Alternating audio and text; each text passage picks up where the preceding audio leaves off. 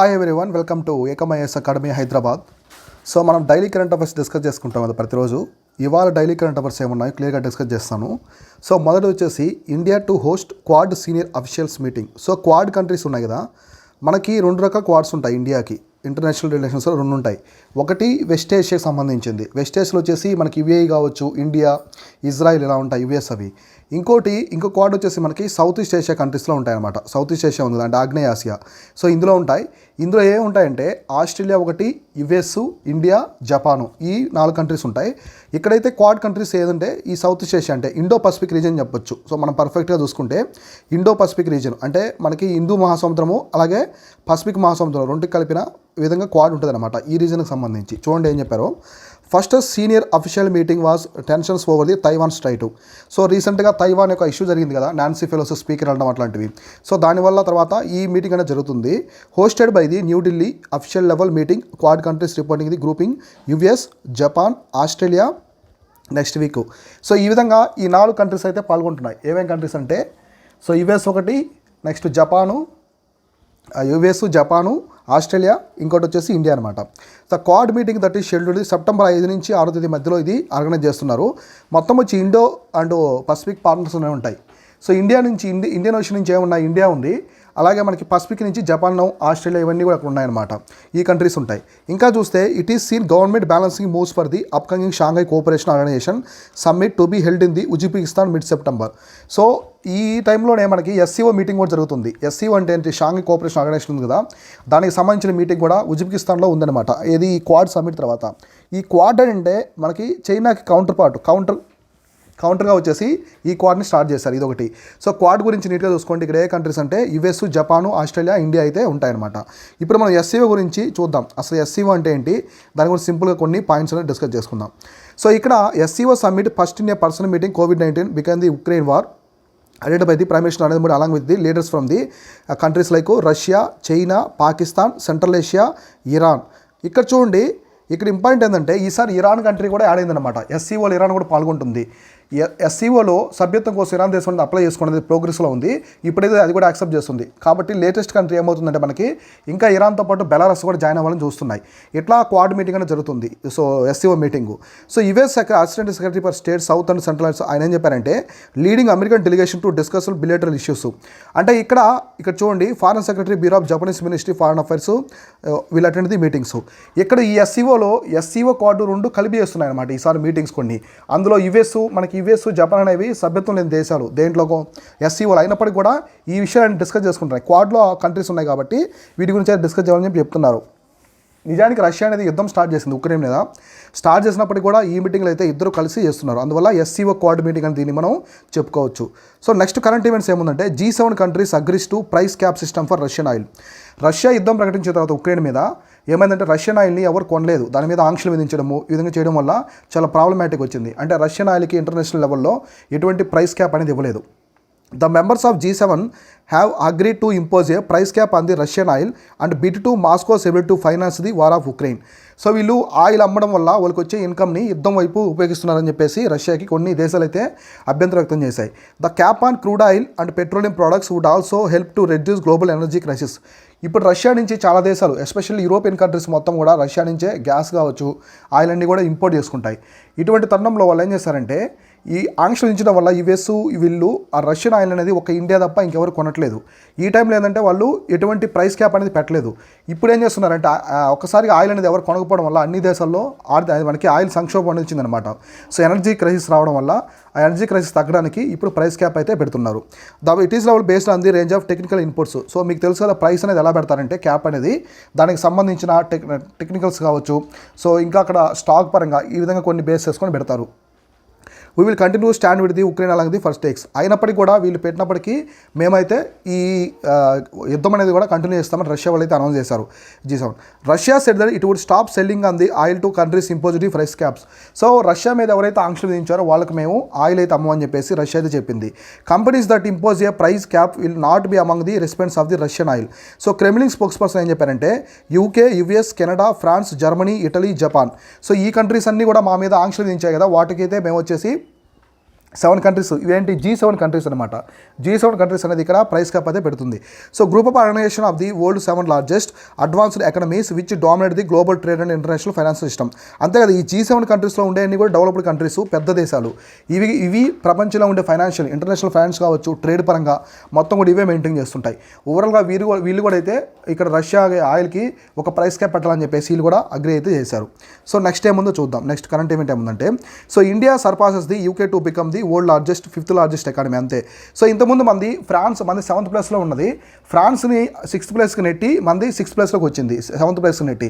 ఇప్పుడు UK 5th ప్లేస్లో ఉన్నది, 5th ప్లేస్కి వెళ్ళి యూకేని 6th ప్లేస్కి వచ్చింది అనమాట. ఇప్పుడు ఇండియా వచ్చేసి world 5th largest economy. So 5వ పెద్ద లార్జెస్ట్ ఎకానమీ అనమాట, అతి పెద్ద ఎకానమీ, ఆర్థిక వ్యవస్థ.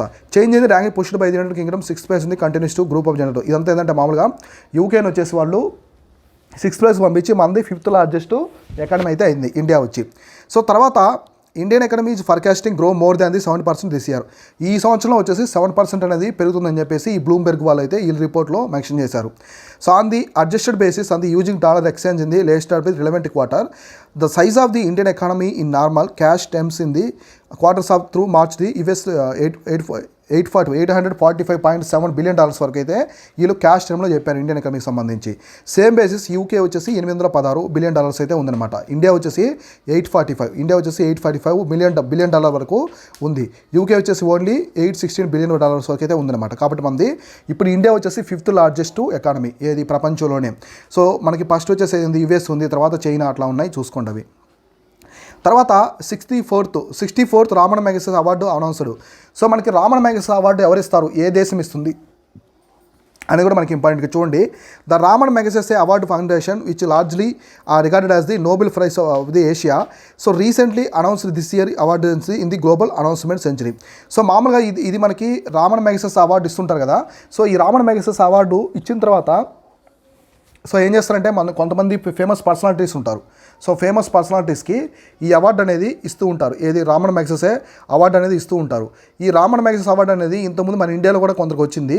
సో ఇలానే మనకి తర్వాత ఇంకా మనం చూస్తే రీసెంట్గా వచ్చేసి ఎవరెవరికి ఇచ్చారని చెప్పేసి ఇక్కడ చెప్తున్నారు.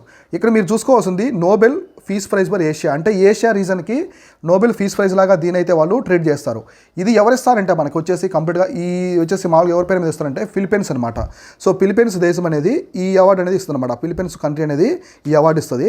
ఎవరికి ఇచ్చారంటే ఇప్పుడు 2022లో సో సౌత్ కొరియన్ చిమ్ అనమాట. సో మనకు వచ్చేసి సోతేరా చిమ్ అని కాంబోడియాకి సంబంధించిన వ్యక్తి. నెక్స్ట్ బెరెండెట్ మ్యాడ్రిడ్ అని ఫిలిప్పీన్స్ సంబంధించిన వ్యక్తి. నెక్స్ట్ తసాజీ అట్టోరి అని జపాన్ పర్సన్కి. నెక్స్ట్ గ్యారీ బెంగ్చోహిబ్ అని ఇండోనేషియా. వీళ్ళకైతే ఈ రామన్ మ్యాగసెస్ అవార్డు అనేది ఈ సంవత్సరం అయితే ఇచ్చారనమాట. సో నెక్స్ట్ వచ్చేసి మనకి ఇంకేమో చూద్దాం. తేజాస్ నెక్స్ట్ కరెంట్ ఈవెంట్ వచ్చి Tejas Mark II mega project approved by the cabinet committee on security. So మన క్యాబినెట్ కమిటీ ఆన్ సెక్యూరిటీ ఉంది కదా, అదైతే ఈ Tejas Mark II mega project అయితే అప్రూవ్ చేసింది.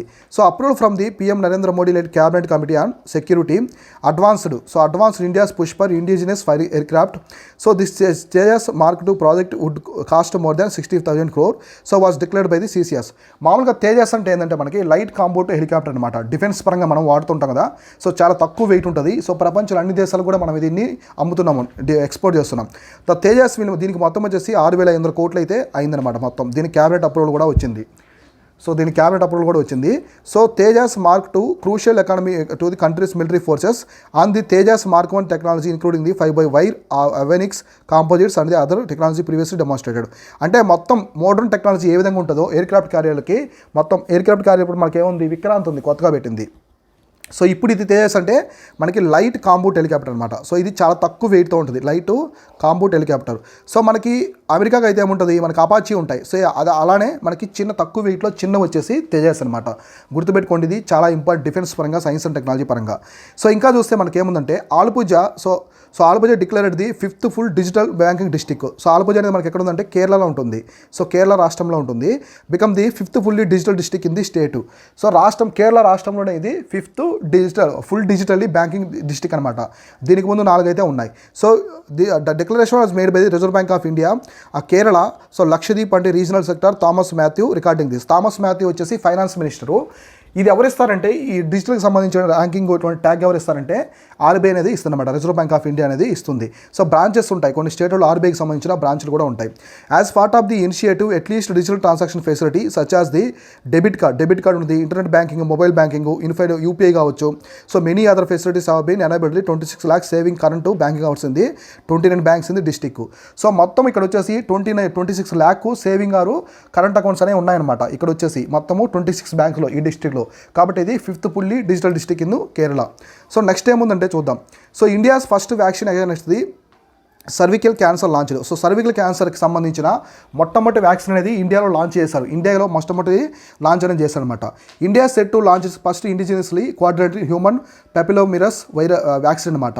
ఇది మామూలుగా మనకి సర్వికల్ క్యాన్సర్ ఉంది కదా, సర్వికల్ క్యాన్సర్కి వ్యాక్సిన్. ఇప్పటివరకు దీన్ని ఎవరు తయారు చేస్తారంటే with the help of the serum Institute of India and the department of biotechnology.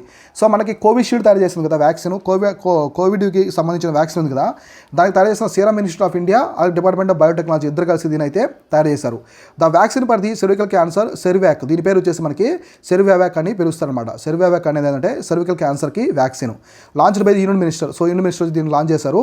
దీని కాస్ట్ వచ్చేసి మనకి 200 నుంచి 400 వరకు ఉంటుంది అనమాట. కాస్ట్ అనేది 200 నుంచి 400 పర్ డోస్ అనేది ఒక్కో డోస్కి ఇంత కాస్ట్ అయితే ఉంటుందని చెప్తున్నారు. సో ఇది ఇండియాలో మొట్టమొదటిసారి తయారు చేశారు. ఎవరంటే serum minister of India. So serum minister ఏం తయారు చేసింది మనకి తెలిసింది, కోవిషీల్డ్ మనం వేసుకున్న వ్యాక్సిన్లో కోవిషీల్డ్ అయితే తయారు చేసింది. సో నెక్స్ట్ ఏముందంటే నెక్స్ట్ కరెంట్ ఈవెంట్ వచ్చి మనకి ఏముందంటే ఇక్కడ IMD forecast the predict the above the average rainfall in September. So rainfall మనకి మాన్సూన్స్ ఉన్నాయి కదా, మాన్సూన్స్లో మనకి ఏముంటాయి, సౌత్ వెస్ట్ మాన్సూన్ ఉంటుంది, అలానే మనకి north east monsoon. South west అంటే నైరుతి ఋతుపవనాలు, నార్త్ ఈస్ట్ అంటే మనకి ఈశాన్య ఋతుపవనాలు అనేవి ఉంటాయన్నమాట. సో ఇక్కడ చూస్తే the dip in the rainfall in the August in the country 24% less than for the predict by Indian meteorological IMD for the month. మామూలుగా మనకి IMD ఉంది కదా, ఇండియన్ మెట్రోలాజికల్ డిపార్ట్మెంట్, అంటే మనకి భారత వాతావరణ పరిశోధన సంస్థ. ఇదేం చెప్పిందంటే ఆగస్టులో వర్షపాతం అనేది ఆల్మోస్ట్ 24% వరకు తగ్గిందని చెప్తున్నారు. Rains are expected to spike in September. So rains అనేవి ఒక్కసారిగా పెరిగేదానికి అవకాశం ఉంది సెప్టెంబర్ మంత్లో అని చెప్పారు. So as per the IMD predictions the country set to receive higher normal rainfall in this month. So నార్మల్గా రెయిన్ఫాల్ ప్రకారం చూసుకుంటే ఇంతకుముందు పోయిన సంవత్సరాలతో పోల్చుకుంటే ఈ ఆగస్టులో వర్షపాతం అనేది ఎక్కువగా ఉందని కూడా చెప్పారనమాట. So the warnings come even the several parts of the national capital region waterlogged for in the heavy rains. Delhi recorded the 10 days rainy in the August, so lowest in the 7 years.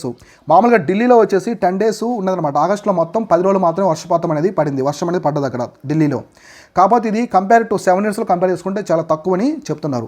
ఇంకా cumulative rainfall so 214.5 millimetre ఉంటే so lower than the మనకి 247 ఉందన్నమాట మామూలుగా average. దీనికంటే కూడా తక్కువ కదా 214.5 అనేది. సో మనకి 214.5 అనేది 247 కంటే తక్కువ కాబట్టి ఇంత ముందు పోల్చుకుంటే చాలా తక్కువ వర్షపాతం అనేది నమోదైంది అనమాట ఆగస్టులో. Nearly 2/3 of the total rainfall recorded at the single day in the August 21. So మనకి August 21 రోజున మాత్రమే ఎక్కువ వర్షపాతం అనేది మన దేశంలో పడిందని IMD అయితే చెప్తుంది. So it was also highest down fall in the August 14 years. So last 14 సంవత్సరాలు ఇక్కడ ఏం చెప్పారు చూడండి, ఈ పాయింట్ చాలా ఇంపార్టెంట్. సో లాస్ట్ 14 సంవత్సరాలు చూసుకుంటే ఈ ఆగస్టులో అంటే ఆగస్ట్ మంత్ని లాస్ట్ 14 సంవత్సరాలు మనం కంపేర్ చేసుకుంటే ఈ ఆగస్ట్ అనేది చాలా చాలా తక్కువ అని చెప్తున్నారు.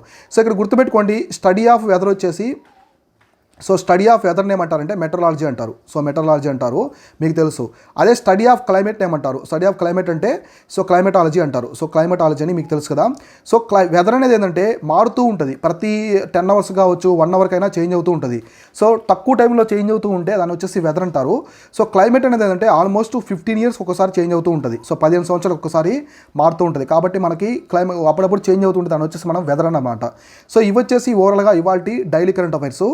వీటితో పాటు రిమైనింగ్ ఏమన్నా ఇంపార్టెంట్ డైలీ కరెంట్ అఫైర్స్ అవన్నీ కూడా మనం క్లియర్గా డిస్కస్ చేసుకుందాం. Thank you all.